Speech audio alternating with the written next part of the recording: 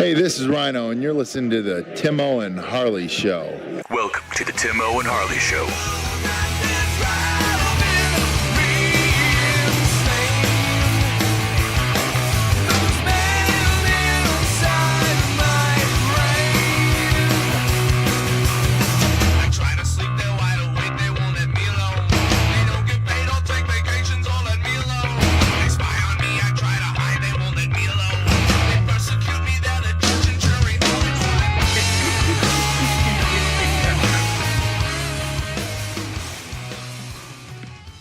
Thank you for listening to the Timo and Harley Show. I am Timo. Over there is my partner in mind crime, Mr. Ben Harley. Say hello, Harley.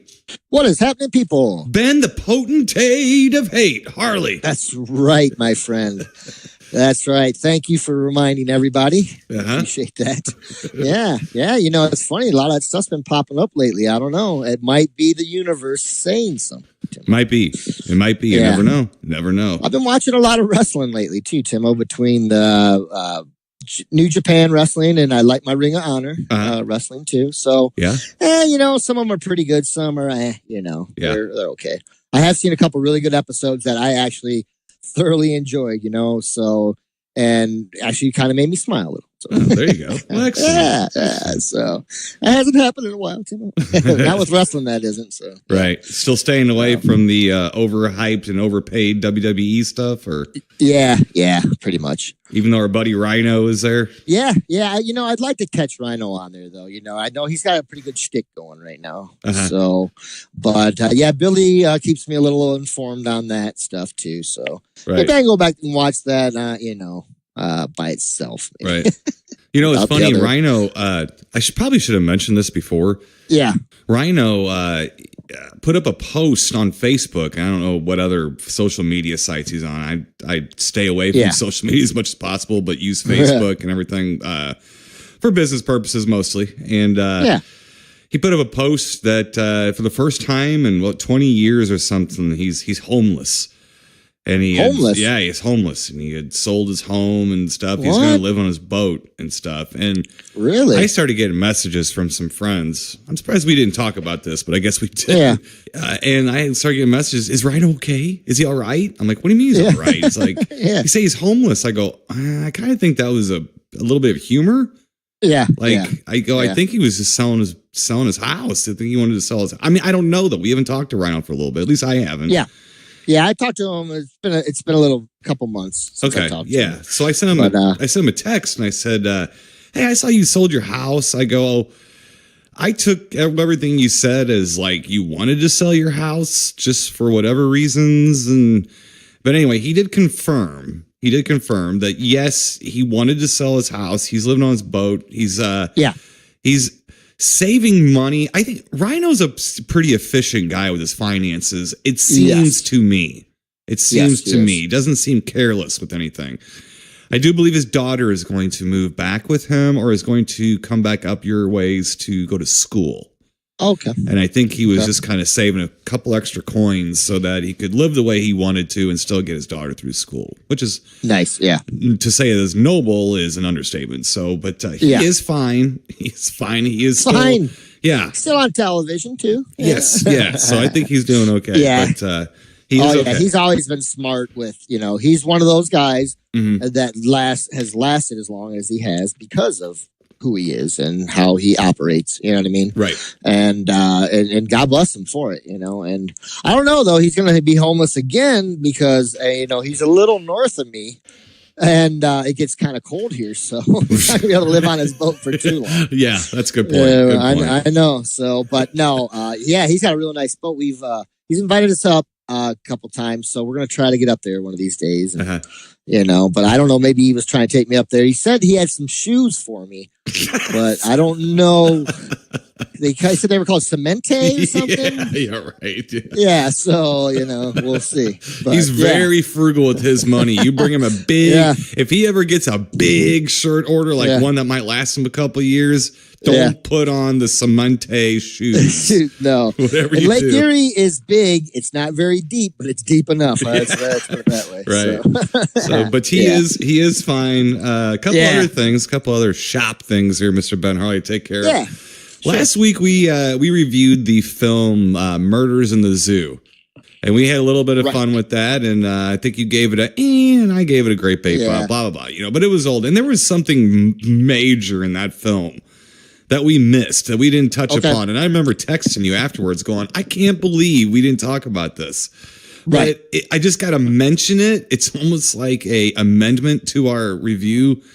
But Lionel Atwill gets awful gropey with his wife in that movie. And Angio and I noticed it, and when I texted you, you said you noticed it. He pretty much full on is grabbing her boobies. Yeah. Oh, yeah. And for back then, that was like, wow. Even for now. Yes, there's that pre-Hays Code. So exactly. We missed an opportunity for a lot of childish comedy, which we're known for. In that moment. So we do apologize for that. We have nothing good for you this morning. No comedy. We're not at that point yet. We're getting there. We're getting there. We're warming up still. Yeah. But we did miss that. And that was a major fail. So I had to bust us out. I had to say we had a major fail on that. Missed opportunity. So, there's that. So we got that. Next up, we've lost a couple people, Mr. Ben Harley. Yeah, we have. We've lost from the Final Sacrifice, the classic Mystery Science Theater episode. Yes. One of my favorites. We missed, or we lost Rosdower. Yes. Yeah, he has drank his last Pabst. Yeah, he has. Yep. It's over for Rosdower. It's over. Yeah, we might have to watch that and I think so. Yeah. He was a good sport from what I could tell about all that Mystery Science Theater and that. Was it good? Yeah, in that movie and stuff. I'm pretty sure they had a special feature on that DVD with Rosdower talking about that movie. So wow. I think he. I mean, a lot of these guys are glad to have their movies on Mystery Science Theater. They're not going to be watched very much either. Anyone else, No, and people love them. I mean. Some of them I'm like, oh my God. After I'm done watching them, I feel like I've been through an experience. Right. But some of them I just love and I will watch over and over, Right. So some are painful. Right. Well, it's got to be mentioned too that without and people love them. Yeah. And without these bad movies, there wouldn't be a Mystery Science Theater. There'd be nothing for them to riff on. No. So and look at all the hours of laughter and stuff we would have missed out on. You know what I mean? Right. It's my favorite show as far as just from start to finish. It makes me happy. You know what I mean? I just love it. Exactly. I always have. So. Exactly. They're doing a live tour and they're coming through St. Louis, but it is Mystery Science Theater. So I think Joel is coming, but it's like the new cast. Well, you know what? I've been watching a lot more Netflix over when I've been taking care of Ruby. But I haven't checked one out yet. I'm still working towards it, so we'll see. I'll get back to you. Right. I've spoken to Zoe, and she kind of gives me something like that. So I don't know. I'm not sure if that's a real review or what it is. So I'll get back to you on that one too. As she gets older, once she gets out of this phase of mumbling. I gotcha. Yeah. Yeah. Well, so we've lost Rosdower, and we've also lost a Mr. Clint Chisel Chest, Clint Walker. Yes. Yeah. And I think I told you about it. I was the person to break the news to you. Of course, the way I broke the news is I didn't know he was still alive. Right. That's funny. Yeah.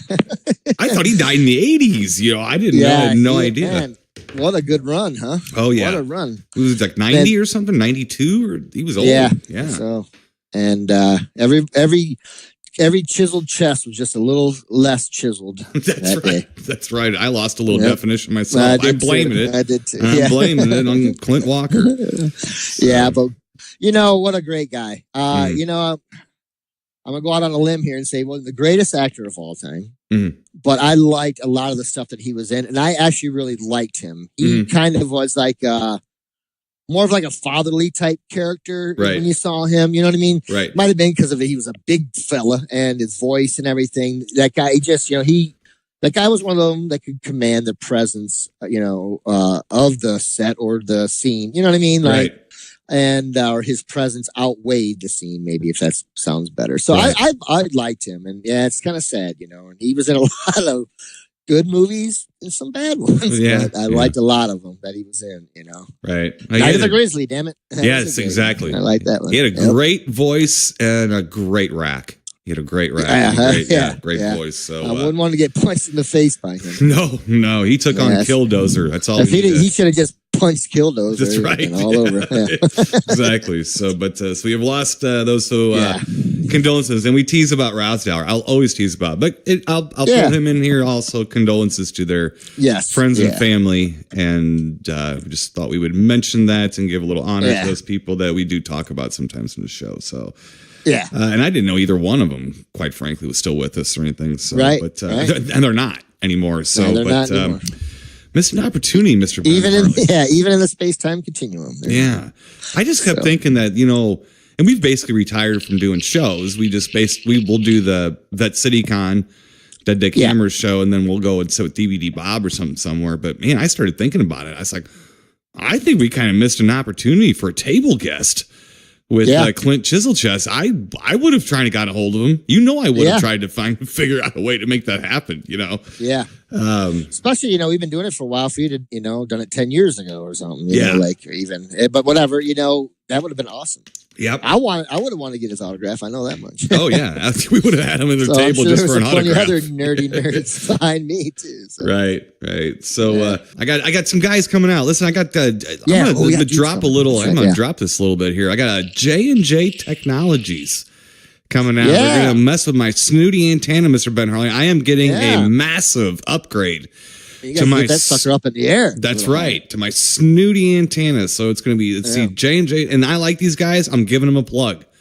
Yes. I'm giving them a plug here because they did a good job. They took I got a little chintzy antenna up there right now. Now, the electrician did the house. He did what I asked him, put an antenna up there and stuff. Now, he's a high voltage guy, if that makes any sense. He wires up houses. He's not a low voltage guy. So these guys came out and they basically finished what they started, what the electrician started, and but unfortunately, the antenna's not quite the right kind, not powerful enough. But to their credit, the guys from J&J, they said, "Why don't you live with this for a little while and make sure before you spend the money on it?" That is the biggest commercial I could give anybody. The fact that they just said, "Don't spend money until you need it." Right? I mean, it wasn't. They didn't try to upsell us, so that's good. That's very good. So these guys are good. Yeah. They're quick. They know what they're talking about. They're no BS. No BS. Right. So J&J Technologies, you can find them on Facebook. They do have a website and everything else. So jjtechnologies.wixsite.com or just go to J&J Technologies LLC and all that. So anyway, out of the St. Louis area, you need your snooty antenna. Cut that cord, folks. Cut that cord. Yes. So. Well, Mr. Ben Harley did get to watch some stuff this week, so we'll get through this real fast here. Yeah.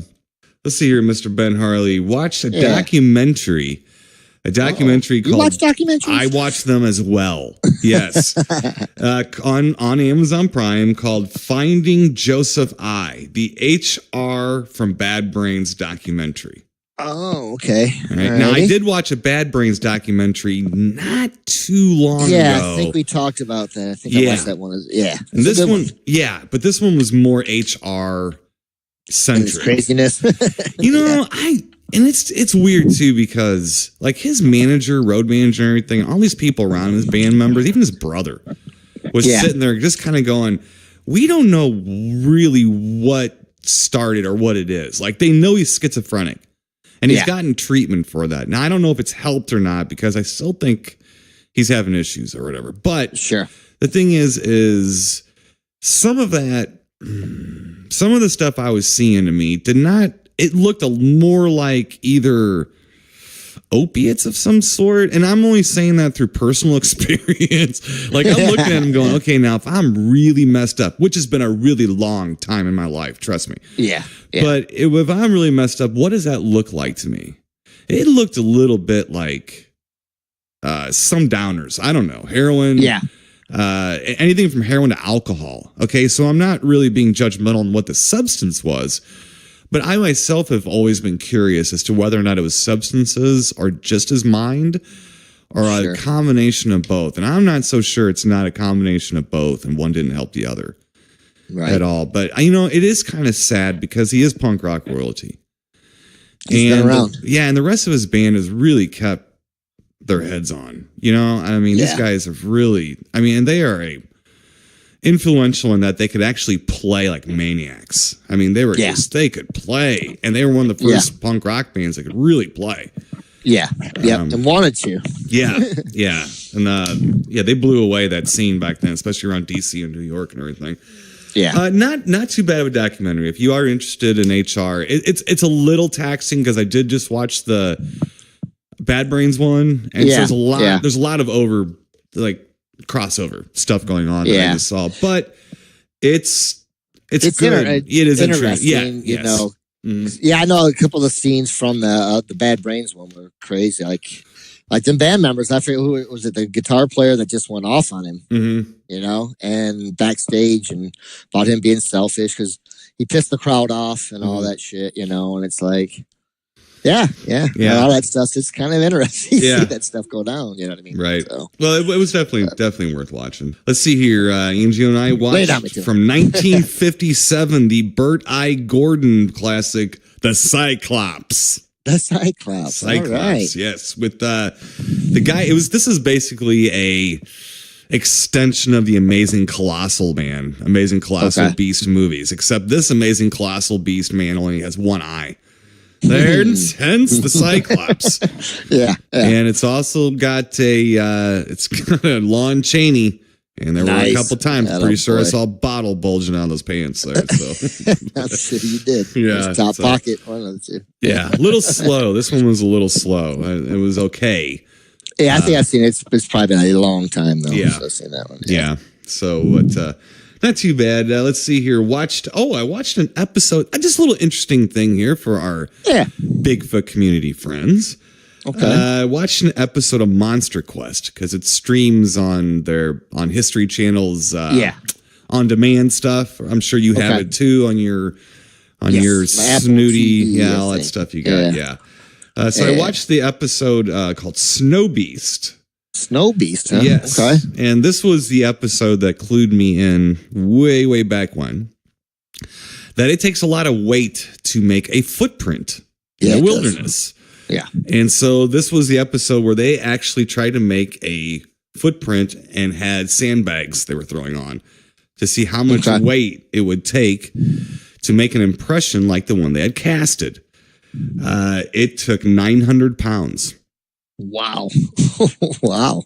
Pretty hard to hoax 900-pound footstep in the wilderness, you know? Right. Yeah. That was one of those moments where I was like, wow. Whoa. Yeah. So, and I traipse around out here in our woods. I'm spraying some of our bush honeysuckle, some of the invasive species out here. My dad's got me out here spraying this shit. And I can guarantee you, I'm not leaving any footprints. I might be leaving a few dead weeds in my wake, but I'm not leaving any footprints. So yeah, it's pretty telling on that, Mr. Ben Harley. Pretty telling. 900 pounds. Wow. That's insane. Yeah. That's insane. Pounds. So I don't want to run into that person. No. That big fella. No, not at all. Let's see here, Mr. Ben Harley. From 1940. Yeah. 1940, Angio and I watched the Blue...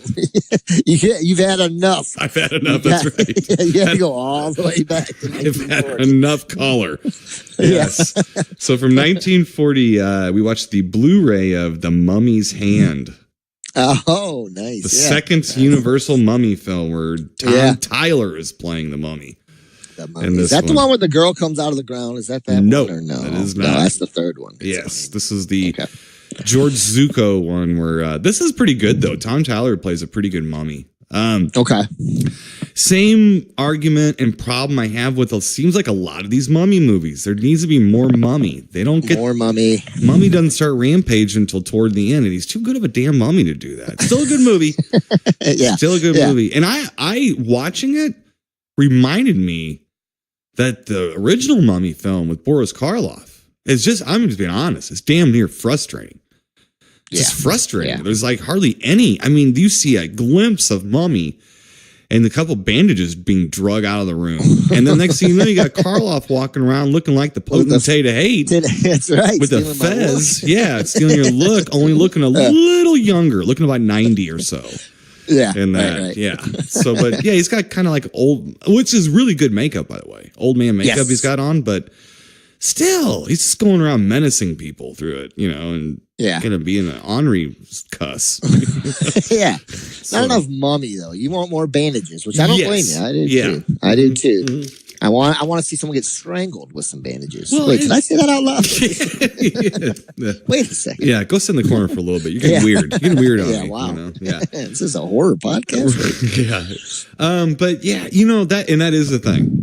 I like the more of the monster mummy, not the supernatural mummy quite as much. And in fairness, the sequels to the Universal films, they're all that. They're all the monster mummy. I give them a lot of credit for that because I think they realize that's what people want to see. They want to see the monster. They don't want to see, so. Love story. Yeah. Enough of that. Gone with the Wind and all that jazz, right? Yeah.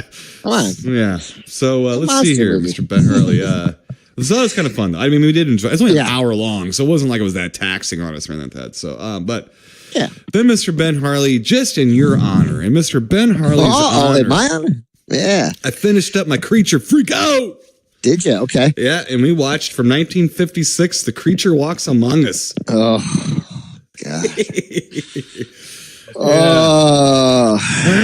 Now, I have to admit that I sat there through a lot of this movie, and I told Angio, I say, Ben don't like this. You don't like this one. I go, I think he thinks it's too weird.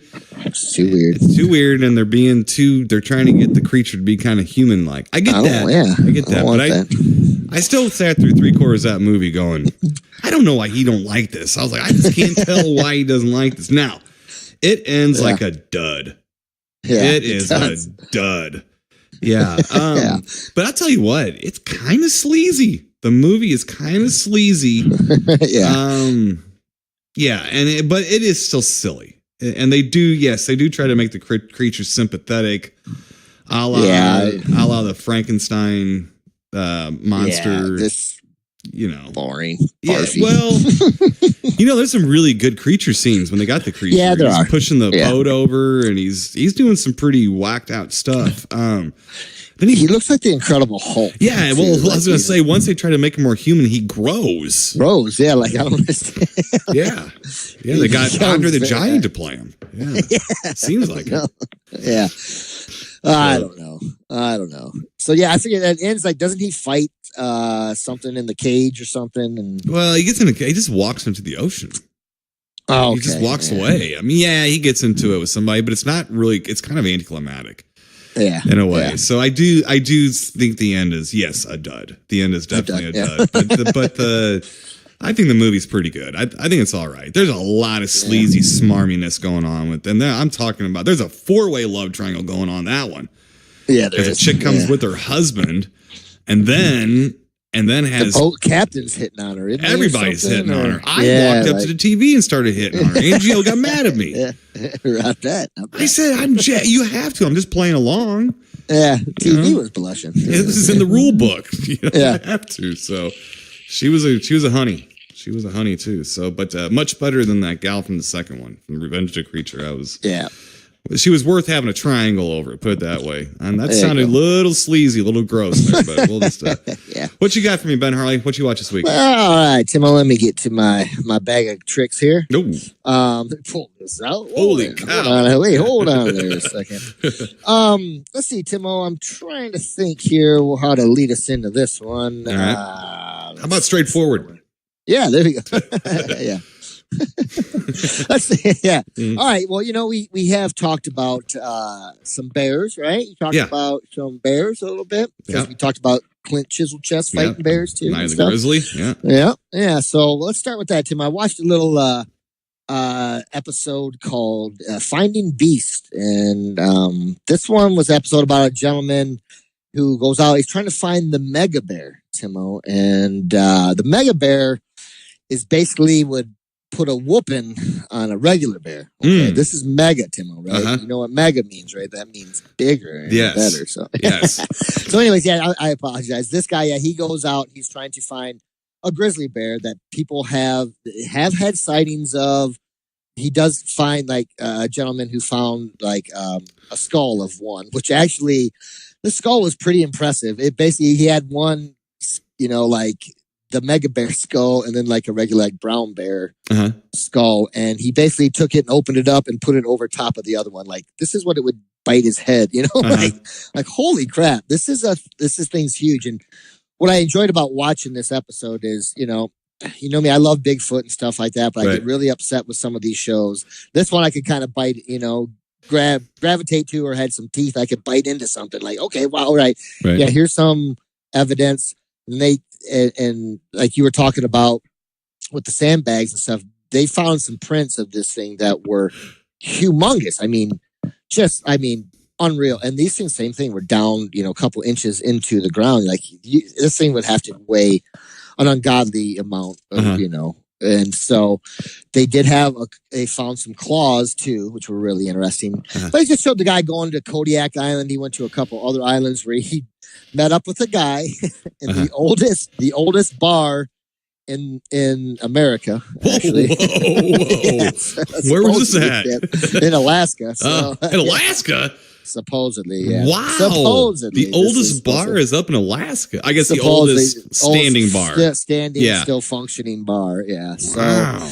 Yeah, so he talked to this old cuss in there, and he told him about where he had a sighting and things. So it was an okay show. You know, it just, the guy went from Kodiak Island to this other island searching. Did not really he found a couple grizzlies, but nothing of, you know, any significance on film or whatever. But it was an interesting, because I do love grizzly bears. And I thought about you, you know, because we like grizzly. And the one old cuss in the bar said to him, well, you going up there? He said, yeah, you got me a little nervy. He said, well, you better take your bazooka. I said, oh, well, you been watching Grizzly? Yeah. You watch it? Yeah. You know Andrew Prime? Yeah. You know that guy. So, but interesting. It was good, you know. So it's called Finding Beasts. Now, what was this? Is this a new television program? Yes, it was just on Animal Planet, I do believe. Animal Planet. Okay. Yeah. Okay. So you might enjoy it, Tim. It was okay. Like I said, you know, it was interesting enough. You know, it would have been nice to see some more sightings, but you know, blah blah blah. Now, how is this formatted? Is this formatted like a Monster Quest, or is it formatted like a Finding Bigfoot? Is it more like a Monster Quest? Monster Quest, a little bit. Well, there are some people's stories, but there's just one guy, and he might go out with one other person, you know. So it's not a team.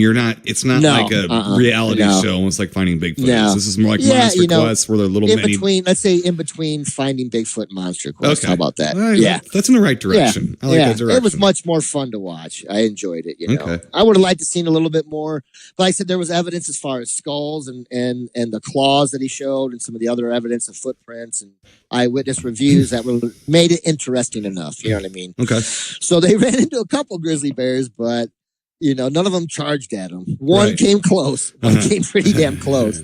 They surprised one at a stream at night, and the grizzly bear was almost you don't want to do more that. Like, what are you doing here? More than like, I'm going to get you. More like, what the hell are you doing here? Type thing. And it was crazy. Funny. Yeah, it was funny because it had a salmon, and then it dropped it, and it was almost like, look back like, you sons of bitches made me drop, you know, the way it looked almost like, and then it just like, well, I'm out of here. Right. I'll come back later when you guys ain't here. Yeah. You guys might be crazy because you're here. You know, I don't want to have to whip your ass. Right. I don't want to have to. Right.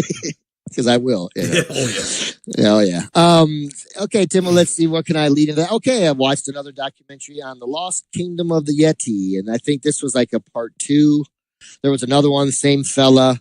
They didn't find him. So there you go. They didn't find him. And I spent about 2 hours looking at footprints that I saw in the first, 10 minutes of the show. Well, what did I tell you last week? It was okay. What did I tell you last week? I think the Bigfoot documentaries have run their course unless we get some new info. Yeah. I really do. You know? Yeah. Oh, yeah. One thing was interesting. One of the Sherpa guys, you felt bad for him. Like, he got like air sickness. Because they were going up, and he got real sick, and they had to airlift him out of there. Really, a Sherpa?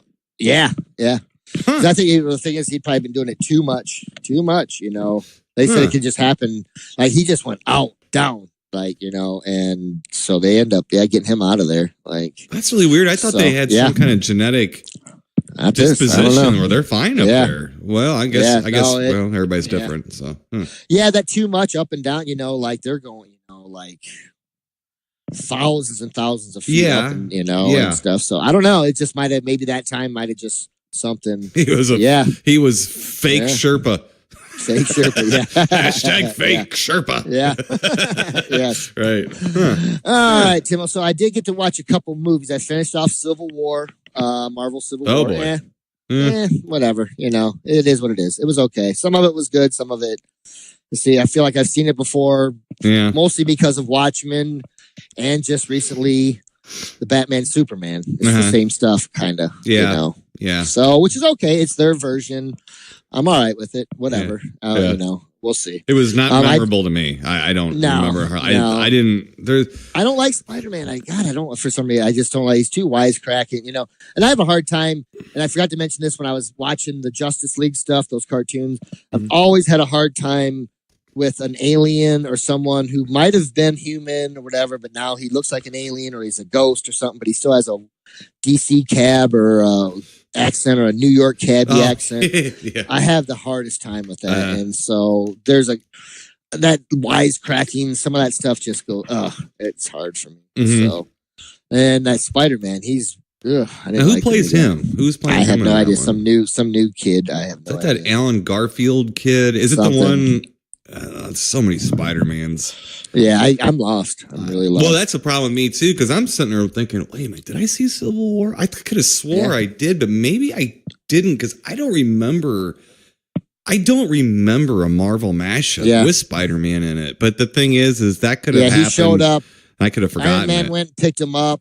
Iron Man recruited him or whatever, Tony Stark. Maybe I do remember. Yeah, and then he came and they all had the big showdown at the airport and stuff like that, which, whatever. It ended up being some guy who was his family was killed because of the superheroes fighting in Bosnia or somewhere, something like that. And so he was the mastermind behind getting them. I can't fight them myself, so why not get them to kill each other? Yeah. All right. All right. Yeah. So superhero. We've seen that. We've seen that playbook somewhere. Yeah. Another superhero one. I watched Guardians of the Galaxy, the Volume 2. Oh, okay. How is that? For me to remember. I've heard bad things about it.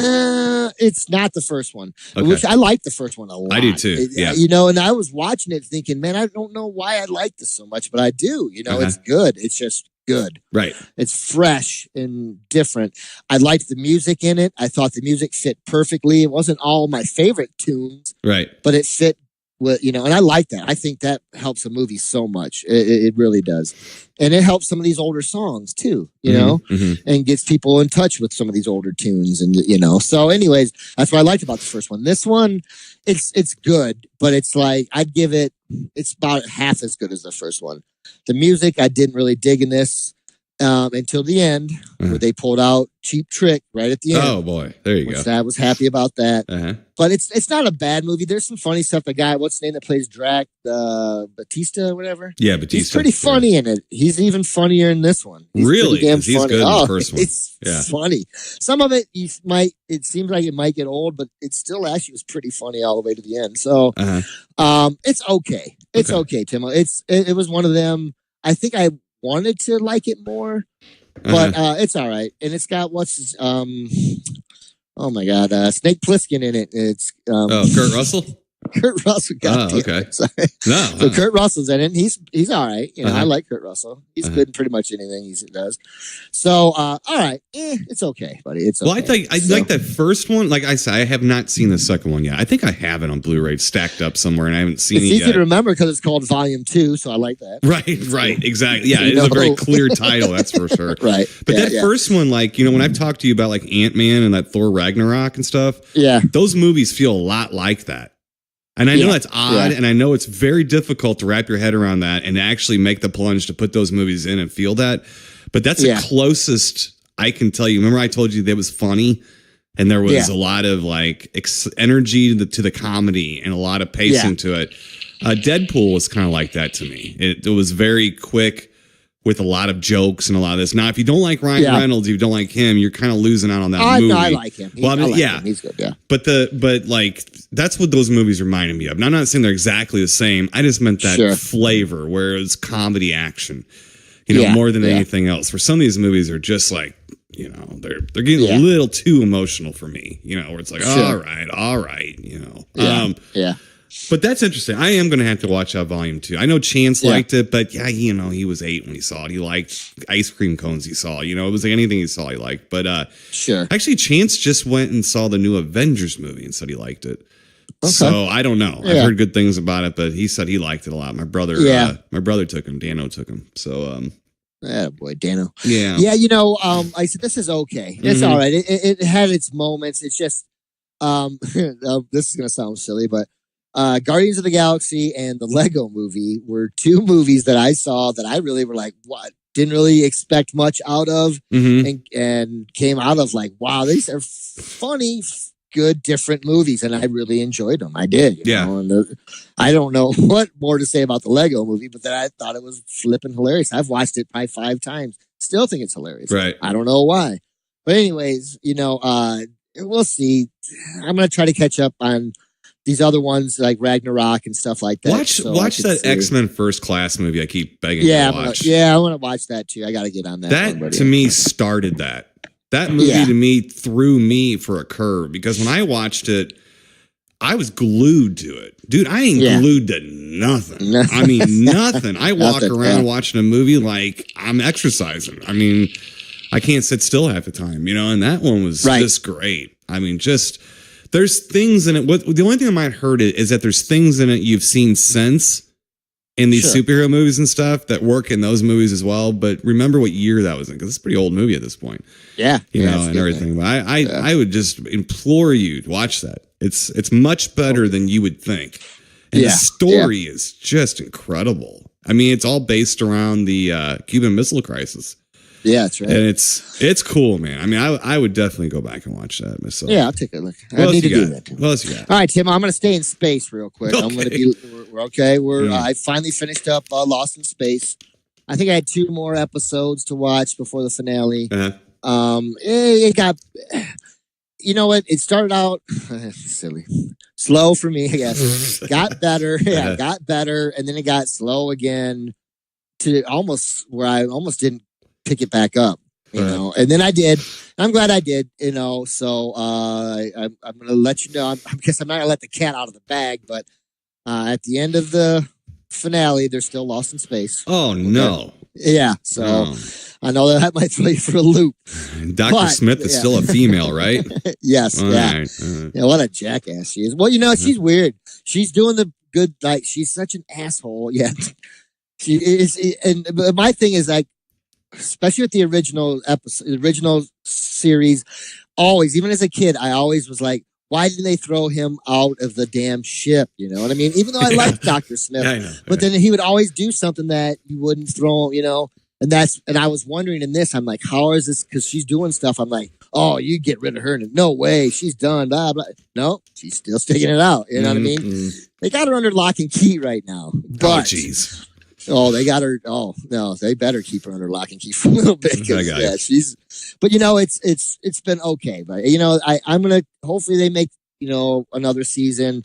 Basically, what happened? They were about to be saved. And then all of a sudden, right at the end, they kind of got sucked into like this wormhole. I don't know. The robot might have something to do. It's it's up in the air, but it was kind of cool because once they got there, they're like, "Where are we at?" And basically, Will Robinson says, he knows where they're at, and it's the home world of the robot.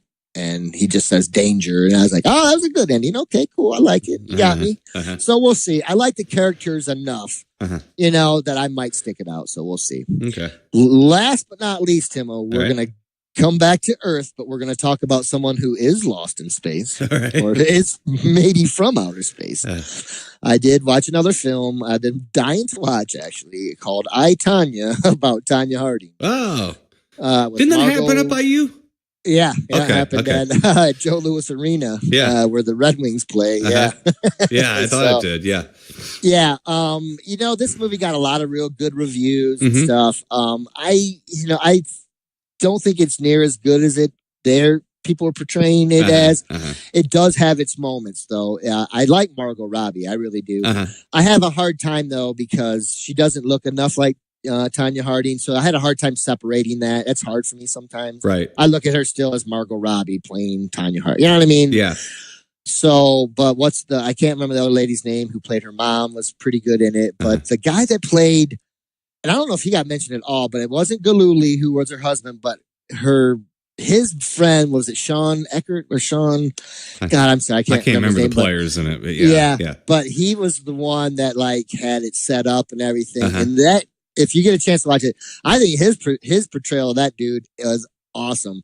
Just what a knucklehead. And Timo, if you do watch this, and I've seen, many documentaries and stuff on it, and you can't really say this movie's it's for drama. It's fictionalized. Yeah. But I'm sure there's a lot of it, because it's coming from a lot of different people. Yeah. Different, who's all telling the truth, who knows. Right. But man, the fact that these knuckleheads put this together is just so unreal that this actually happened. It's just so unreal. Like, what's the tone of the movie? Is it? It's humorous? It's got its humor, but it's very raunchy. It's weird because like, it's the type of movie that it talks to you at times. Okay. Like where all of a sudden the actor will turn and talk to. Oh, they're breaking the fourth wall. Really? Yeah. Okay. Yes. Okay. So like during scenes that are happening, like she might be fighting with Galooly and he smashes something and she turns and says, well, this is how blah, blah, blah, And it's basically, it has them talking from their perspectives, like years later, telling these stories. And it's I don't know. It's kind of a very semi-artsy-ish, kind of a docudrama, a little bit, like a touch of that, bit. With some artsy. I think I'm feeling stuff you. Yeah, thrown all in right. there. Okay, but it's good. It's worth watching. It's not great. I mean, it's not as great as everybody says it is. It's good. Neither Shape of Water, so yeah. In my humble opinion, which isn't that humble, but yeah. But it's just, I came out of this just like, I was blown away by it. Like, holy crap! Like the guy that plays, his buddy, Galooly's buddy Sean, is just he's not a double agent. He's a triple agent, I think, because okay. This is a guy. Okay, all right. Picture this. This is a guy. All right, I don't want to throw too many people under the bus, but this is a guy who lives with his parents in his parents' basement, but he is a double agent, right? Okay. Okay. This is the people we're talking about today. Right. He lives in his parents' basement, and he's a double agent. Yeah. No, he's not. Oh my God! You gotta watch it, Tim. It's unbelievable. It's Chuck Barris is working for the CIA, right? Off the Gong Show. Yeah. Right. Yeah. Let that out. I won't. Right? My mom answers my phone for me. So, oh God. My roommate, my secretary. Oh yeah. My associate. Yeah, my associate. There you go. Yeah. So this is my associate. I call her Mom. Yeah.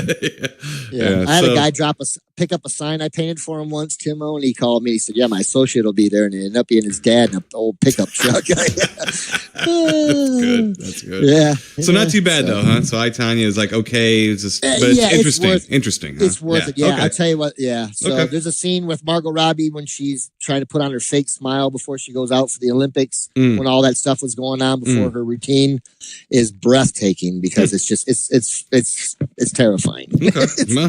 I mean, I believe you. It's breathtaking. All right. So, let's get to our official films, Mr. Ben Harley. All right, buddy. Let's start in chronological order. How about we do that? Okay. Let's start in 1958. All right? Yeah. With Attack of the 50-Foot Woman. That woman. Yes. Starring Allison Hayes.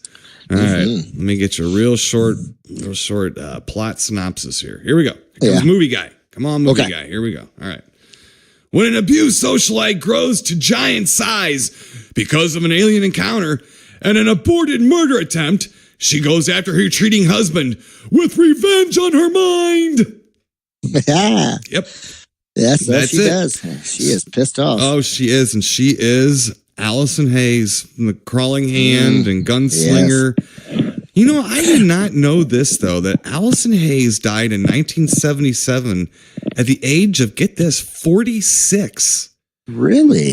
She died lead poisoning from calcium pills that she was being prescribed. That's creepy. Wow. Yeah. We don't like that. No. At all. No. Because I just told you early in this show, I am attracted to women my own age. 46 is right there. And I'd like to see some Allison Hayes at 46. I enjoyed her at 22 or wherever she is in this movie. Is that whole 22? I think she was like, yeah, if I'm not mistaken, she was right around 20 when she was doing this. Between 20 and 25. Yeah. So let's see here. Yes. The plot is Allison Hayes has a philandering husband who just doesn't even hide it. Just doesn't even hide it. And she clearly has an alcohol problem. Now, I'm pretty sure I saw the boom operators drinking in this movie. Everybody's got an alcohol problem in this movie. Oh, yeah. It is straight up 1958, just under the surface, rampant alcoholism in suburbia, you know? Yeah. And she, I guess, sees an alien. She drives away. Now, there's a they keep calling it, a satellite? Yeah, it's like an egg shape. Not really an egg shape. It's almost a circle egg shape thing. Right. Orb. Yes. And they know they know a quote satellite. Now, what I had read, the reason they keep using the term satellite is because this is right around Sputnik. Yeah. So that was kind of a buzz term, like right when this was made. So the satellite, aka UFO, falls and Allison sees an alien. Okay, but nobody believes her. So she goes back out with that gold digging husband. And then he hightails it out of there when they find the giant alien again. Yeah. He leaves her. Yeah. He leaves her high and dry. Yes. Right? Yeah, he does. So and the alien. No one believes her. Like, no one believes her. And he has a girlfriend and they want to have her committed. Not the girlfriend. The girlfriend and him want to have her committed so that they can have their little thing. Right, exactly. So, what I found interesting about this, they think she's nuts. Yes. They go looking for, Right. Yeah. What I found interesting, though, is that when she comes back and tells the cops, yes, they don't believe her, but let's give a little credit to the screenwriters here. They actually do go to look. Yeah. They just don't dismiss her and not go look. And I find that to be much more realistic in a police sense. You know, I mean, I know. I've got, and I know you do too, and we both have police officer friends. Yeah. You know, and we know that they get 911 calls because somebody's computer broke and things like that. I mean, there's just all kinds of nonsense, but you still have to go out there. They have to go out there and make the call, you know, and do stuff. So I found that to be okay. The one thing that I'm going to hand this off to you here too, because I've seen this quite a few times, and I really like this movie, by the way. It's much better than the title suggests as far as being an entertaining, fun film. It's not just about Allison Hayes running around in a near bikini. Now that's the hook, and I'm hooked. I am a fish hooked on a hook on that. Okay, but that's really not the whole thing. So this to me has the same thing that like I Married a Monster from Outer Space has, where it's got a goofy title, but the movie's not that bad. You know, it's actually entertaining and it kind of goes with it. But the thing is the one thing that I forgot about this movie, and it really drew me into it, I forgot how much alien is in this movie. The giant alien.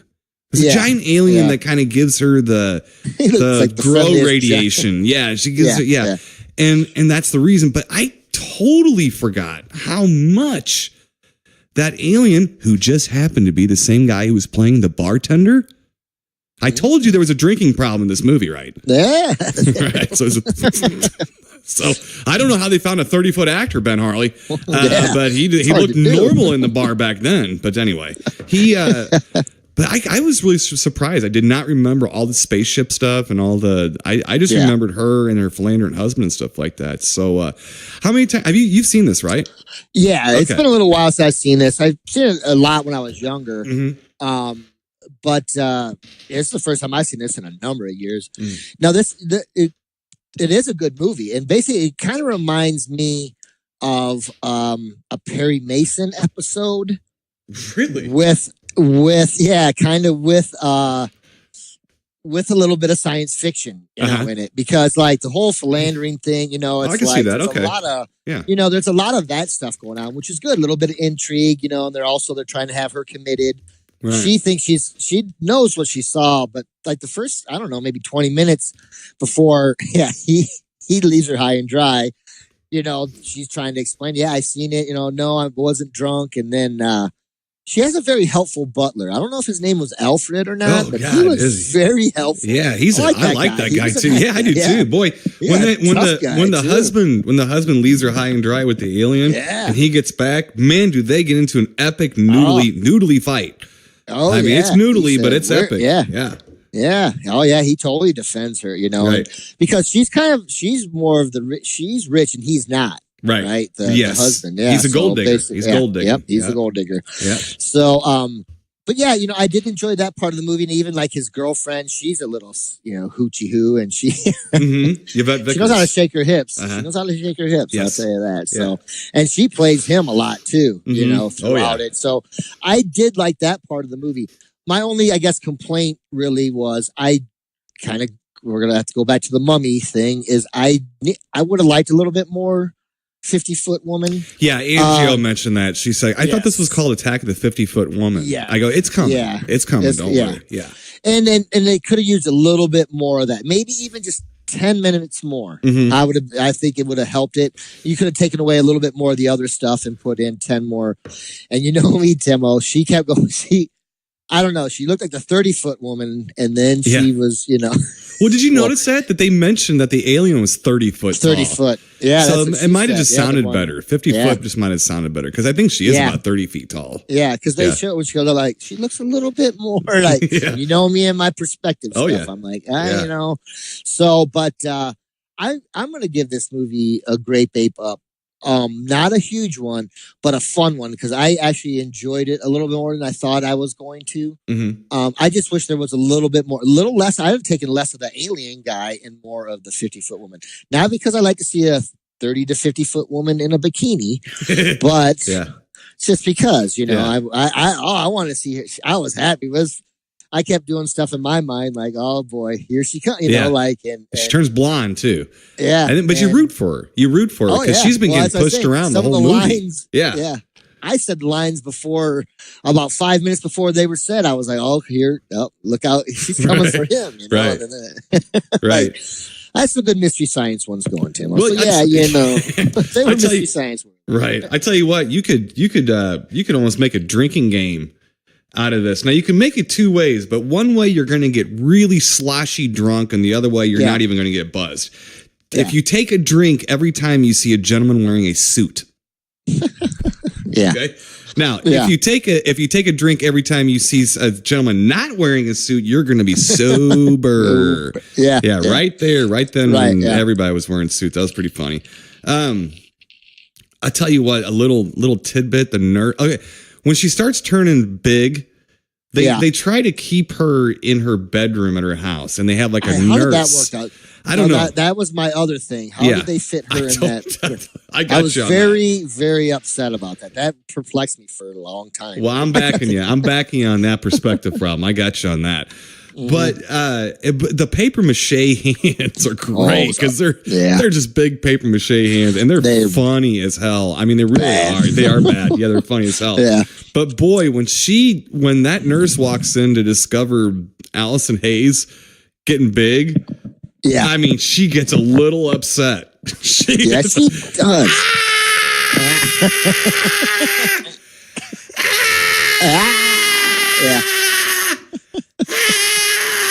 Keep going. We need to pad the movie out. Yeah. Oh my gosh, she keeps going on and on and on. And then the spaceship was basically made out of inner sanctum crystal balls and a lot of pegboard. I didn't know pegboard was good for interstellar travel. Very good. I'm learning things, Ben Harley. That's why I watch. Yeah, I'd be able to hang your suit up on. So, exactly. Pegboard there. I got some clips you could probably borrow. Right. So that was good. But let's talk about this, Mr. Ben Harley, and then we're going to move on. We'll give our ratings to this, but we're going to move on. Okay. Yeah. Let's talk about the deputy, the groovy Richard Jekyll-esque deputy. Yeah. And his dance with Yvette Vickers. Oh, yeah. That booty shaking dance, I'm going to tell you right now, I didn't need the Mystery Science Theater, guys. I didn't need Rip Tracks, because Angio and I were both going, whoa. I think one of the hip swings almost knocked Angio off of the couch. I'm pretty sure on that one. Yeah. And here's the other thing, too. He started turning, like, at first I was like, God, he's like a Richard Jekyll-esque kind of guy, and I was kind of laughing. Yeah. And then they had a close-up of him, and I kind of wailed. I kind of shrieked. I'm like, ah! And Joe was like, what? I was like, fuck, you just turned into Ted Cruz. Jesus Christ. And he did. He turned into Ted Cruz and she started laughing. I looked over. I was like, I mean, you know who Ted Cruz is, right? She's like, yeah, Satan. You know, Satan. So I was like, get that guy off of here. But that guy kept me entertained during what would normally have been the slow parts. He just looked wrong. Everything looked wrong about him. His square glasses, his head. He was about 4 feet tall to be, and about 6 feet wide, but he wasn't fat. So what I'm basically saying here is, just for that guy alone, this is a great Bay Pup movie. I didn't need you. I didn't even need Allison Hayes in a bikini. I am getting older, but I'm just saying, I didn't even need her in a bikini, but it certainly is also adding to that great Bay Pup as well. So attacking the 50-foot woman, Ben Harley, brace yourself, sit down. I'm giving a big great Bay Pup too. A big great Bay Pup. Not to the rafters, but a big one, because I thoroughly enjoyed watching this film. What are you going to do, Ben? Okay. Well, Tim, I'm going to give it a 30-foot Great Bay Pup. Not a 50-foot, but a 30-foot Great Bay Pup. Yeah, I actually enjoyed it. I thought, like I said, I really wanted to see her wreak a little more havoc. But what's funny is they kept talking about the town. And I'm like, we haven't seen a town, I don't think, in this movie. We keep seeing that bar. That's the town. And is that the town? That's an alcohol. They all live in an alcohol serving joint. Yeah. That's what I was thinking. Do they run the mail out of there too? I mean, I know a couple guys that get their mail delivered to bars. Yeah. I don't know. You know what I mean? Right. But yeah. So, but yeah, a 30-foot Great Bay Pup, my friend. All right. Good. Excellent. Enjoyed it. Yeah. Let's get to I might be giving you a Great Bay Pup this week, Mr. Ben Harley. Last week I was pretty upset with you. And I didn't know if it was week for me. I was sad. Yeah, it was rough on us. Okay, so next up, Mr. Ben Harley, we have from 1978. Yeah. The Richard. I didn't think this was that old. Yes, it is. Yeah. Yeah. The Richard Attenborough directed, Anthony Hopkins and Margaret starring Magic. Yes.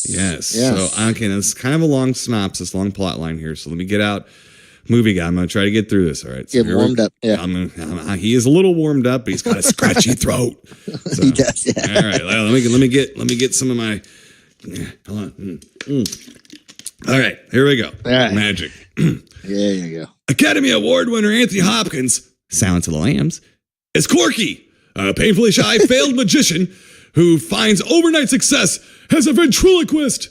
His brash, foul-mouthed dummy, Fats, becomes a huge nightclub hit. With his star on the rise, talent agent Ben Green, Burgess Meredith, arranges an important shot at national TV. But the pressure of failing the network's required physical sends Corky into a panic. With Fats in tow, he flees the city to a nearly deserted resort in the Catskills, run by the love of his youth, Peggy Ann Snow. And Margaret. Peg spent years trapped in a loveless marriage with her high school sweetheart, Duke. In Corky, she sees a chance for a loving relationship and accepts an offer to run away with him. After they make love, Corky confides to Fats that he may leave show business altogether. Fats becomes furious and lashes out at him, playing on his guilt and insecurity. Now, under Fats' control, Corky is manipulated into a series of violent and unexpected confrontations. Wow. Yeah. Okay. So it's a dummy movie.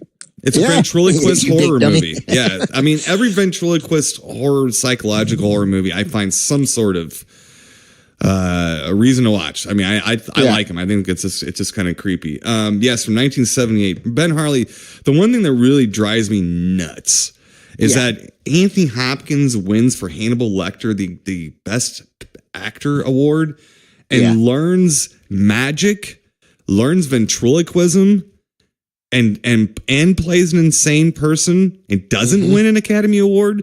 This gentleman should have won an Academy Award for this movie. He did all that. Yeah. That was on voiceovers and stuff. I mean, there might have been a voiceover here. I wondered about that, and I think it looked too seamless. I was like, I think he is doing it. He was. And now there was a ventriloquist who coached him, and they did a interview with him on a special feature, and he was alluding to the fact that he was there, like behind them, doing some of the voice. Maybe Maybe he was doing some of the voice. I don't know. But I do know that Anthony Hopkins did learn ventriloquism and sleight of hand and some magic to do this. Yeah. And he did it well. And I can tell you right now that it looked to me like he was doing the ventriloquism thing.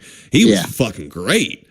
Oh, yeah. I mean, he was great. And they actually asked him in an interview, was it really hard? And I kind of got a little uncomfortable. He's like, no, not really. I'm like, oh, my God. Come on. What? Yeah. You know, but anyway. But this movie is just downright. You want to talk about a sense of dread? Yeah. And a sense of doom and gloom. And a marvelous cast. Yeah. Very good. And Richard Attenborough, otherwise known as, who was the old codger from the Jurassic Park movies. Richard Attenborough was the guy that was running the show. He was running the Jurassic Park or whatever. He did a fantastic job with this movie. And matter of fact, he did it some kind of backdoor deal. He did this to make sure Gandhi got made. Oh, really? Yeah, so he did this to help get Gandhi made. So that's kind of interesting too. What do you think, Ben Harley Magic? Have you seen this before? Yeah, you know, Tim, I probably haven't seen this since it probably showed on or was on Showtime back in the day when it came out. Wow. And you know, I think this one kind of fell short on me. I think only for the fact, no pun intended with the dumb little guy, but I think it's because. It might have been because there was not enough of the dummy, like killing people. Not enough mystical horror involved. Yeah. So too subtle for you at the time. Yeah, for the time. Exactly. You know, because when I would have been like 8 years old or something. Right. You know, and so some of these ones like that were a little bit too much for me back then. So this one, I do remember watching it, but I don't remember much about it. So I was interested in going back, and I know of this movie, you know, but like. I'm very interested to go back and watch it. So I watched it in 2 parts, but the majority of it I watched in the morning. I was printing in the morning, and you're right. Like I actually was thinking to myself, I probably shouldn't have watched this one. First thing, it's 6 o'clock in the morning, 6:30 in the morning, or whatever. It's a hard movie, but I mean. I enjoyed it. I was really kind of blown away by how good it was, and that I didn't remember how good it was, and I was kind of mad at myself a little bit at first. But it's not that it started slow for me by any means. It's just a kind of this movie has a very slow, simmer, and then it just boils until it goes out of control. Right. And it goes out of control for a little while to where you're like, even like, oh my God, what's he thinking? What's he going to do from this point on? But there's a couple scenes in this movie that just, for me, turn the movie like completely around. And one of them is, like I said, Burgess Meredith is good in this movie. He's not in it a whole heck of a lot, but I've always liked Burgess Meredith, especially from this time period. This is right around Rocky, you know, and he's still doing Rocky, you know, and stuff. So, probably Rocky 3. No, this is 78. Rocky 3, I believe, was 82 or 83. Yeah. Really? Okay. It's a little bit before that. Yeah. Yeah. We're still in Rocky land, but you're right. Yeah. Good. Yeah. So, anyways, I'm getting off track a little bit, but yet there's a part where, he goes away, and I've always liked Anne Margaret. So he runs away with Anne Margaret. Yeah. And there's a part that's funny because I'm like, there's no way they're going to show Anne Margaret's boobies, and all of a sudden there they were. I was like, wait a second. And I mean, wait a second. Where's the pause? Wait a second. Wait a second. So that surprised me. That was a big surprise for me in the movie. Yeah. But for me, when like I said, he goes away and he's in hiding, when Burgess Meredith's character catches up to him, and this, like, you know that he's a little off and stuff, but this is like for me, remembering the movie, it's like the first scene that him and the dummy are talking together. And they're, you know, and he's telling, you know, how he just had a great time with Anne Margaret, blah, blah, blah. And you're like, you know, he's actually talking to the dummy, and the dummy's responding. I was like, this is weird. But the weirdest part of all of it is when he turns around and Burgess Meredith is standing there. And the look that Burgess Meredith gives him, to me, chilled me to the bone. Like, Timo, we've done how many movies? We've reviewed hundreds and hundreds of movies. I've seen hundreds and hundreds and thousands of movies over my lifetime. That scene and that look from Burgess Meredith, to me, was outstanding. I was like, he's that whole scene from that point on to the point where before he kills him is just, to me, was one of the greatest scenes in movie history. Mm-hmm. Just unreal. I was like riveted. I was like watching it. I'm even now talking about it, getting like little chills, because it's just like he's looking at him and he says to him, "How long have you been this way, kid?" Right. "Oh, no, I'm not. This is for our new act." Right. And it's just like, in my mind, I'm feeling for Anthony Hopkins. You're like, oh my God. But isn't that weird? How you he's kind losing of his mind. Yes. Yeah, like, how you it basically gets you into the mind of all of these people. Oh my God. You kind of like everybody, but there's something not to like about all of them, and you're kind of, it's hard. It's kind of it's different. It's really playing on you. That scene actually, Ben Harley. That scene was so mentioned, I do believe, by this, I think it was a screenwriter or something, who said that movie, or that scene, made it from the book to the original screenplay to the film. Like that scene is in like that, and that's a powerful moment. And he says to him, you can't put it down for 5 minutes. I can. And make him shut up for 5 minutes. 5 minutes. Yeah. Yep. And then he takes out his cigar, and Burgess Meredith slowly. Yeah. And Anthony, he's trying to engage him in conversation, and he's still not. Here's a cigar for you, and he's still like, and he's like, well, how much time? It's only been a minute, and I'm watching the scene, and like I said, it's all 6:30 in the morning. And I'm like, oh my God, I was just like, this is intense, and it's nothing to, I didn't expect, to jump up and stab him and kill him or anything. It just, that scene was so intense. And then when he finally grabs the dummy and just lets him have it, right? It's insane, just insane. And I mean, that scene to me was 4 stars. Scene, you know what I mean? You don't get any better than. I don't care who you are or what you're. It doesn't get any better than that scene to me, and especially in this genre, right? But I mean, the movie gets even crazier. So I don't know if you want to take it from there. Well, I think what really helps this movie, considering that it has a drama-like drive to it, even though it's a psychological thriller. It's a psychological thriller. Now there is one moment, and I think it was a mistake on set, where Fats moves on his own. He puts Fats down and his eyes move back with him. Now, I think that's the way that they call them figures. You're not supposed to call them a dummy. In Britain, they call them dolls, and here they're supposed to call them figures. Let's just call them a dummy for just because we're dummies. So he puts the dummy down, and the dummy's eyes. It's almost like the dummy goes back into normal state. So the eyes move and the mouth opens or something. So that's kind of creepy, but it works. It's really creepy, and it works. But the cast drives this film. I mean, you have Ed Lauder from King Kong as the husband, Anne Margaret's husband, Anne Margaret. You even got David Ogden Stiers, who played Winchester in MASH. He's in it for a minute. Yeah. And I mean, Anthony Hopkins.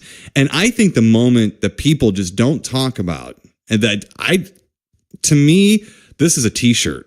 I don't understand why this moment isn't talked about at all, is at almost the very end where they have the long shot of Anthony Hopkins going up, and it gets to his face, and the way the light is hitting his face and the way his eyes are bugging out, he looks more like Fats.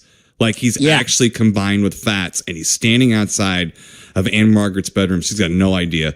I mean, this stuff to me is just, I've got goosebumps right now talking about it. And this movie, I think what happened, I saw this, of course, too, when I was a kid on cable, like you did. Yeah. I remember the stills that were in Fangoria and stuff like that for us. Now, it wasn't a huge gore movie or anything, so there wasn't a lot of Fangoria, into it. But I remember the stills, and that still made me want to see this movie so bad because it made me think that he becomes half dummy. Yeah. And in a psychological way, he is. Yeah. But not in a physical way, which is, I think as kids, we were looking for something like that. So it kind of went over our heads. But I will say one thing, and I think that you haven't told me this, but I'm going to go out on a limb and say you're the exact same way. Although I didn't drag this movie with me through my life like I did Prophecy or The Funhouse, I'm not saying it didn't creep me out and scare me when I was a kid. It did. Especially the last half hour of that movie when they're all kind of at the Anne Margaret's property, and Anthony Hopkins ain't up to no good. He's just picking his time, and it's nerve wracking. It's like you're chewing on your nails and stuff. It's something else. And this movie is It's tremendous. Well, I think very Hitchcock. And I think very Hitchcock. This movie is. Yeah. And he does kind of morph more and more, like, and then towards the end they're dressed alike. It just is. Yeah. Insane. Oh yeah. Did you notice that too? Isn't it cool? Nice little subtleties like that. Yeah. Oh yeah, it's insane. Yeah. Anthony Hopkins in this is just unbelievable, and I felt bad. Like I'm sitting here thinking why, and I mean he got his accolades a few years later. Yeah, you know what I mean. But I'm thinking to myself, wow, this dude was intense. Like, when he's down on the floor too, and and the dummy's making him, he's like barking for him and all this crazy, just insane stuff, But my thing is, I kept thinking to myself, I'm like, okay, so then he kills Burgess Meredith's, character, and he keeps coming back. Boy, is he a tough sucker. He's tougher than Rocky, and he kept coming back and coming back. Oh, are you kidding me? Yeah, that guy, man, there was some kind of kryptonite they couldn't find to get him going. I thought Ed Lauder was going to resuscitate him. I found him dead. I was like, he's coming back. He's coming back. There's no way he's going down like that. Yeah, he was more of the monster than Fats was. He was an unstoppable monster. He was. It was hilarious, and but yeah, just what a tremendous film though. Yeah. Timo. I did enjoy it. I'm glad that maybe I'm much happier now watching it than I would have been back then. Right. So I'm glad that maybe I didn't really like it when I was younger, because now I can enjoy it more. You know what I mean? Because I just think it was a little bit too much. A lot of that stuff back then, if it was too wordy and too much, and there's too much in between, I might, I don't know. And I don't think this one got pushed as much as it should have. I really don't. Well, you know what happened to it is that, do you remember the ads that were on TV? Yeah. Well, there's scary ads, and a lot of, and they scared me. I'm sure they scared you. And it was, and the ads got pulled because they were scaring kids, and parents were complaining. So it's got almost like not that it's anything near this, but it's got like a Silent Night, Deadly Night kind of problem to it, where the ads are a little too intense for kids. Let me ask you something here. I am shocked here. I've been waiting to hear this. I've been looking at this down in my notes here. I've been waiting to hear this. So the cabbie in the movie, I've been waiting for you to say something about the cab driver in the movie, played by Jerry Hauser, otherwise known as Killer Carlson from Slapshot. Oh yeah, I forgot about that. And Miracle on Ice, the 81 TV movie. Yeah, Dave Killer Carlson, Slapshot. Yeah, then he was in that. He also, didn't he marry one of the Brady girls too? I hope so. Yeah, he did in one of the Brady shows, Return of the Bradys, whatever. Yeah, I completely forgot about that. Thank you, Tim. Yeah, Dave Killer Carlson. Yeah, I like that guy. It's funny, I still, unless there's guys out there that imitate his voice, I hear his voice all the time, like on radio, and he does voices. He does voices for cartoons and stuff like that. Yeah. I think he does them for some comic book ones too. That you've probably seen him. Yeah, heard him. Yeah. Mm-hmm. But I forgot about that, Dave. We were laughing about that too, Right. Hey, there's Killer, old Killer. Right. Well, look, I'm gonna give Magic a grape ape up to the rafters. This is because as I get older, I think I get more and more into this movie, more and more into it as I get older, and I think it is more of an adult horror film. And I don't mean that for any kind. Just because Anne Margaret's boobies are in there. You could be 12 and appreciate those, and we both know that. Yeah. And Anne Margaret is gorgeous. She's beautiful to the point where I was very delicate about this, but I was talking to Angio, who I find to be my beautiful wife as well. But I was telling her, I was like, I'm sorry, but Anne Margaret is gorgeous. She's beautiful, and she never got bad looking. She was the broad. Listen to me. Listen to chauvinistic pig I am. Yeah. She definitely made Sophia Loren look bad in that World of a Grumpy Men movie, Grumpy Old Men movie, and Anne Margaret, I'm telling you right now, when I was watching that movie, I was, in my early 20s. And I looked at Anne Margaret going,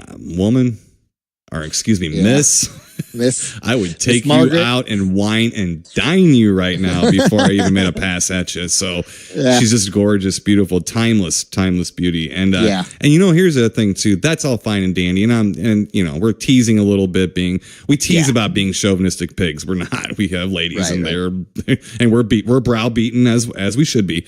But at the same time, she can actually act really good. She's very good in this film. Her and Anthony Hopkins work together well. There's some very tense scenes between them too. Completely believable. That card scene they do. Yes. Wow, he starts to snap. Yes, she's so natural. She's so natural in her acting. So this movie, to me, like I said, big, big grape ape up. Which grape ape up. I think I'm still thinking of Aunt Margaret. So what are you gonna do? I'm gonna give this the 50-foot grape ape up. So we're giving this the full 50-foot. That's pushing through the rafters. Yeah. You know, I enjoyed this. I really did. I'm it's like I don't want to be. I'm not mad at myself, but like this is one of those gems that kind of slip through. Which you know, hey, it's okay because then now I can enjoy it this many years later because I'm running out of stuff. I'm too. I mean, you got it. And I've seen thousands of movies that I don't want to see again. You know, you know what I mean. And, no, it's not true, Timo. It's you've given me hundreds and hundreds of good. You know, it's like, but there's like so many movies just out there, you know, and it's like, so I'm happy that these ones come across, come across my path. Yeah. And they hold up. And they exactly. And that did, man. Anthony Hopkins is good in this movie. Yeah. I like him. He's just good. The guy could read the phone book and you're going to be like, wow. Yeah. He said Ashtabula or something, whatever. You're going to be like, wow, did you hear that? And, but I mean, he's just good. He's a great actor. Now, he's been in some stuff that I don't like. Sure. Well, everybody is. Yeah. Wow. Yeah. This was great. I liked it when he went crazy on the crowd. You can tell. I'll tell you, right? Real fast. At the beginning, when he's telling the story to that older guy that's dying, the magician, and when he goes up, and you feel for the guy because everybody's been in this position. You want to go up and you try to do something at what it looked like he was going to like an amateur night to do his magic, and nobody's paying attention to you, or there's people laughing and blah, blah, blah. And he snaps. Right. I love that part. And you didn't hear him snapping. He's telling about how he snapped. You're seeing him yelling it, but he's telling it, to that guy. And that was a really cool contrast. Cause he's screaming like, this is all these years of my life that you just witnessed, how many years it took him to do that trick. That was intense. That also kind of was almost, that didn't kickstart it for me as much as the other scene. That was maybe the gas going to the engine for me. How about that? Yeah. All right. Well, just to wrap things up here, a little interesting tidbit. Attenborough wanted Gene Wilder to play him, and the producer Joseph Levine didn't want a comic actor to distract from the serious story or whatever. But the other person they were going to get was Jack Nicholson. Okay. Oh wow. And the story goes that Jack Nicholson didn't want to wear a hairpiece. They told him he had to wear a hairpiece for it because it's going to have to work with a figure. It's going to have to work with a dummy. He didn't want to wear a hairpiece. Okay, so that's a story that's like canon. Wow. That's a story that you're supposed to know. Now, here's a story that I heard. Okay, that I think it was Joseph Levine, the screenwriter, if I'm not mistaken. They pulled up to Jack Nicholson's house, and Jack Nicholson had some friends over, and he answered the door at the joint. Oh. And he let him in, and he talked to him for a little while, and he said, well, I haven't read the script yet, but I hear it's really good, so I'll read it and get back to you. And apparently they got back into the car, and the producer or the screenwriter, one looks at the other one and says, "Did you notice anything?" He goes, "No." He goes, "Didn't offer us a joint." And the guy was like, "I didn't want one." He goes, "I didn't want one either." But still. He said, but still, he didn't offer it. He just told us to fuck off. Yeah. He didn't offer us that. He just basically told us to fuck off. He had all this stuff there. You offer something to someone who comes into your house. And that pretty much, I think, was a huge reason also. He didn't play that. So, you know what? Sometimes weed does a good thing, Mr. Actually, most of the time it does a good thing, you stupid laws. So, that's right. So we got Anthony Hopkins off of that. So that's good. That's right. So that's good. So I'm sure Jack Nicholson stayed stoned and watched the movie and probably thought, I'm glad I didn't play this guy. Tony's doing a good job. Looks like a lot of work. It looks like a lot of work. I didn't want to have to be a ventriloquismist. So, all right, man. All right, cool. So we got, Mr. Ben Harley, you're getting a great vape up from me. I warned you last week. I'm not sure. I pooped on you last week. I said, for you, because you were being cranky about movies last week. This week, you're getting a big grape vape up. Me. Getting a big grape vape up. We have grape vapes up around for Attack of the 50-Foot Woman, surprisingly a little bit. And Magic, a little bit of surprise there, I think, about how much, I will admit that I was even surprised how much it's held up for me, and I like the movie. I already knew I liked it, but as I get older, it's getting better. Better and better, whereas like a movie like 30 Days of Night is getting worse and worse and worse. This is getting better and better. So great stuff, Mr. Ben Harley. Not sure what we're doing next week. I hope it can live up to this week, but I really highly doubt it, knowing what we would go through sometimes. But until next week, Mr. Ben Harley, stay spooky, and we'll talk to you then. Keep it creepy, people. You've been listening to the Timo and Harley Show, brought to you by ScreenPrintingFactory.com, your affordable one-stop solution to all your screen printing needs.